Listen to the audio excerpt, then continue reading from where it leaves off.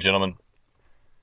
Today I want to make sort of a follow-up video to both the pathogenesis of vulnerability and the self-delusion of snapshot hearts. I think both concepts, or both videos rather, espouse certain concepts that I want to expand upon. I've been thinking about. So, the concept from the pathogenesis of vulnerability I want to expand on is the notion that hypergamy is not necessarily about money or status in terms of social rank, but rather there's this very strong emotional element to it. But I think that the emotional element is still not the heart of it, just as money and status aren't the heart of it. I have a hypothesis about what the heart of it is, and I'll go into that later in the video. I also want to talk about a concept I introduced in the self-delusion of snapshot hearts, this linearity of male thinking, this chronological way that we men seem to see the world. When we fall in love with a woman, we take that first snapshot, and then after that, it's snapshot after snapshot. We build this image of this angelic woman that we pedestalize, and then we try and conform her to this amalgamized version of these snapshots. So I want to talk about two concepts there. I want to talk about the linearity of the way we see the world versus the sort of holistic way I think women probably see the world, and the importance of the difference. Because if a woman sees a man as this 2D character, that he has no vulnerability or whatever, he seems like this consummate masculine figure, and therefore he has been that throughout all of history. It's not that she's just seeing him as that now. She's always seen him like that, and she'll always see him like that. And then as soon as the facade cracks, as it were, as soon as he opens up, now he's opened up for all of history. It's not just this one instance. He is now flawed in her eyes. He's now, sought emotional value from her, and it ruins it all, like throughout the course of all of history for her. If a man were to think about it, he'd say, well, I just opened up to her once. What should it matter? I could be closed back down to her for the rest of history. Doesn't matter, because he's shown that scarcity, and now it's infected her perception of him. She's felt that scarcity, which is repugnant to her very core, and no longer can she feel attracted to him. So I think attraction to a man is generated in two ways. I want to say, when we're talking about the hypergamy instinct, a woman can feel attracted to a man based on what I'd like to call infrastructural attractiveness and what I like to call active attractiveness. So infrastructural attractiveness, that's sort of like playing on easy mode. A man has infrastructural attractiveness to a woman if he's rich, if he's high status, things of this nature. But not the richness in and of itself is not what's important. It's essentially his power level, let's call it. So a man has more power in society, more capability. Because as I've said before, capability is what women find attractive in a man. It's his capability, his level of capability. And a man who has more quote-unquote power, more potential energy, as it were, has more capability. So she will find him more attractive. So a man who is rich, he's high status, or perhaps he has a lot of prestige in a community, things of this nature, he has more power. And if he has more power, he's got more capability. And so that's the infrastructural thing. It's like like playing handicap, like golfing from the red tees or something like that. And then there's the active attractiveness, and this is also demonstrative of capability. So a man could be poor, he could have no prestige or anything like that, but if he's striving, he's living on his edge and he's demonstrating capability. So these two things together constitute a woman's perception of a man's capability. And therein lies her derivation of his value, as it were, when it comes to hypergamy, his sexual market value, as it were. And I think that you can have a man who has incredible amount of money and status, but if he's not respected in the community, if he doesn't have any sort of social power, for example, she might find him somewhat attractive, but what if she is also dating a man who is an artist? He's poor, he never really even wants to get rich, money doesn't matter to him. His purpose is, he feels, to create art, and he's fantastic at it. she'll choose the artist. She won't choose the accountant, for example, the accountant who makes six figures and has a lot of money. She'll choose the man even if it's more dangerous, if it's less secure in the moment financially. There's other forms of security. It's that this man has a community that highly respects him. So he is perceived, his art makes him perceived in such a way that he has the prestige requisite to overpower the capability represented by the infrastructure of the accountant.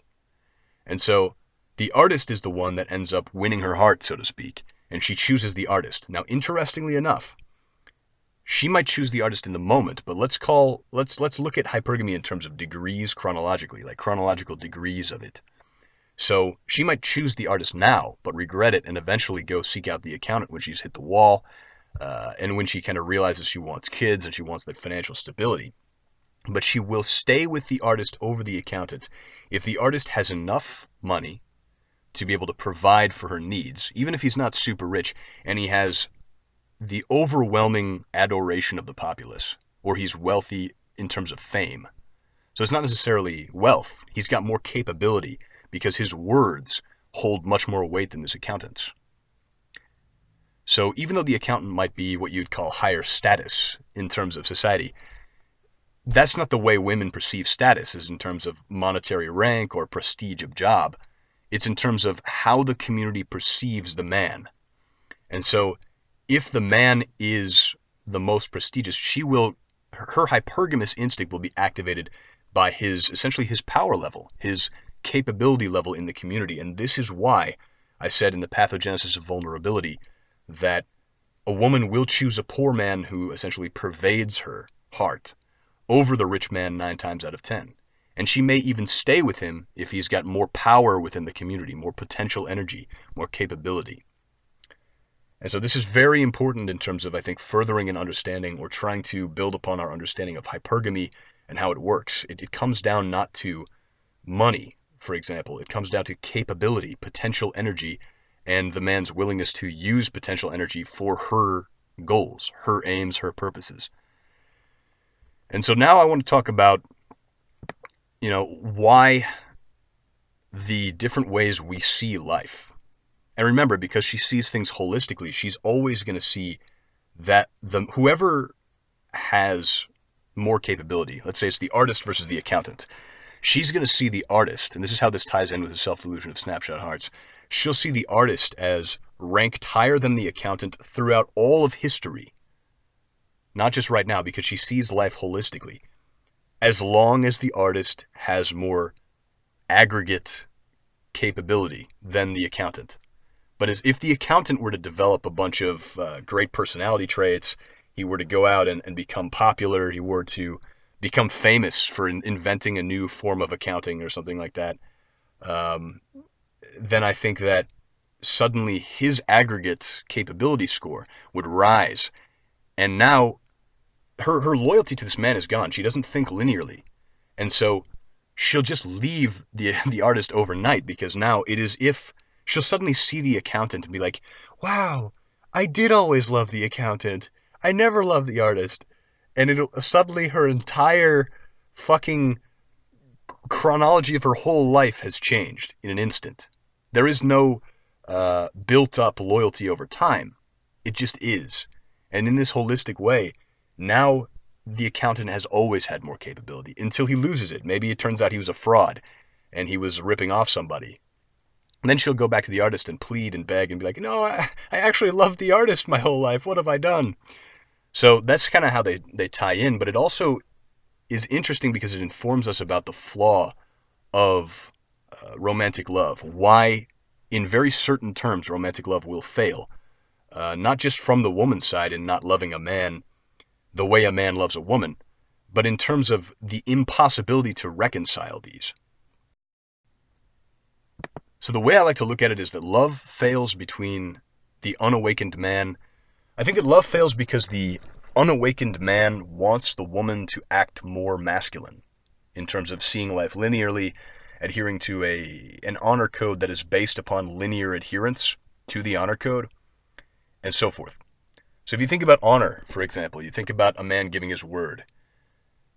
I don't really know enough about a guy. If a guy says, well, hey, Coterie, I give you my word, so-and-so, and I don't know him, then I have nothing to go off. His word means jack shit to me. But if we've known each other for 6 years, and then he comes and he says, hey, Coterie, I give you my word that such and such is true, or I give you my word that I'll do this, I'll believe him if he's always adhered to his word and never broken it, because I look at life linearly.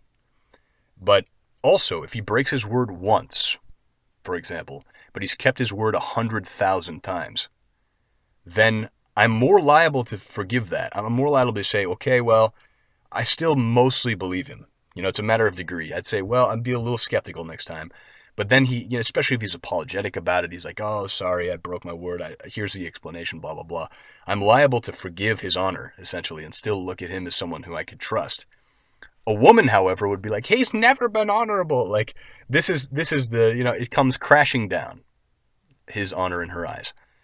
We look at stuff linearly. And so we kind of want a woman to be reasonable like that. I think if we're unawakened, if we look at a woman in terms of romantic love, the romantic love that has been sold to us, I don't think it's necessarily intrinsic, our desire for this special sort of romantic monogamous love with a woman. I don't know, maybe it is, maybe it's not. But all I know is that it seems the unawakened man wants a woman to conform more to this linear way of seeing life. The unawakened woman wants a man to sort of conform to a more feminine way of seeing life. And I think to act more feminine in some ways, you think about the pathogenesis of vulnerability, women feel naturally drawn to try and, if they believe in a man, like they don't give a fuck if, if a guy who doesn't have anything going for him in his life according to what women want tries to open up, she doesn't give a fuck about that. She only wants the men in her life to open up to her that she thinks are sort of masculine. And so she wants to try and make that masculine more feminine. She wants him to open up, to cry at movies and express his vulnerability and all this stuff in front of her. But then when he does that, it fucks everything up. And so that's the intrinsic flaw of romantic love, is this lie that somehow the masculine and the feminine, which are, like they're polarities. They're diametrically opposed in a sense in terms of essence, that they can be somehow fused when that's impossible. And frankly, if they were fused somehow, a man is no longer attracted to a woman because her femininity is what attracted him in the first place. Same as if a woman gets a man to cry a bunch and all this stuff, his masculinity is gone. Now she's not attracted to him anymore because she got what she wanted, essentially. So I like to think about sort of an interesting opposite to the pathogenesis of vulnerability. I perceive clinginess as this sort of perverted, flawed version of loyalty, because it's not a reasonable sort of loyalty. It's not a linearly perceived form of loyalty. A woman is only loyal to a man as long as she feels overwhelmed by the emotion of loyalty. And, this is wrapped up as it is in the desire to be close to a man. But as soon as I see this clinginess in a woman, the true clinginess, I think a lot of men will know what I'm talking about. This is this glint of feverish madness in a woman's eyes. I begin to lose interest. A man begins to lose interest when that true craziness of that clinginess, that depth of emotional clinginess is there. And I can never really look at a woman the same way, but it's different though. It's not exactly a pathogenesis of clinginess, or certainly not one that couldn't be reversed. Because if she's clingy a couple times, I can forgive that. Like, it's not an attractive quality if a woman is blowing up my phone at all hours of the day. But if she just does it for a little time, and then I say, like, look, let me draw a boundary. It's reasonable. Just don't be too clingy. I'm being reasonable. And then if she stops being as clingy, that's easier for me to interact with her in the future. I'm not going to lose attraction for her for all of time. When I think about all this in terms of women just see life in an irrational way, it's holistic. I'm not saying it's even good or bad. It's just different. I can forgive women. I don't see them as evil. I don't see them as something to hate.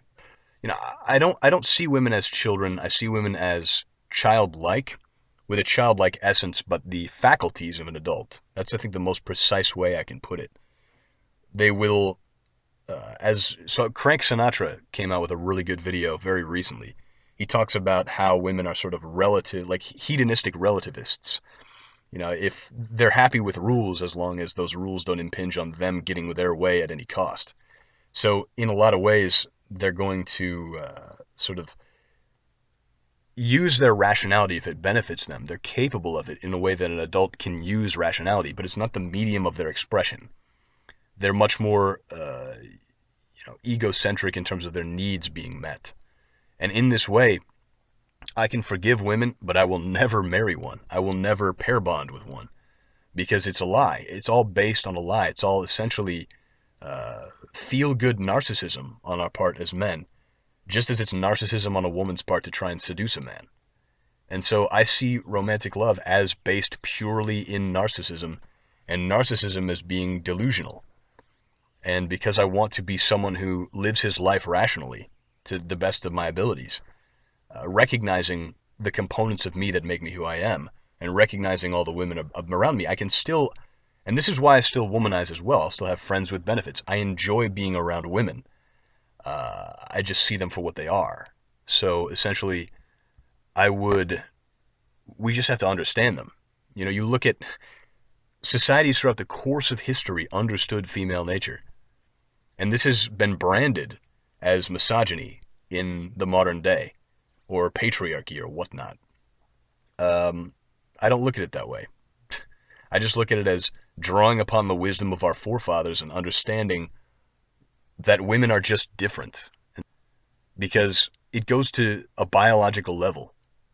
Women are just not trustworthy the way that someone who perceives life in a linear fashion is, and that's okay because that's what attracts us to them in the first place.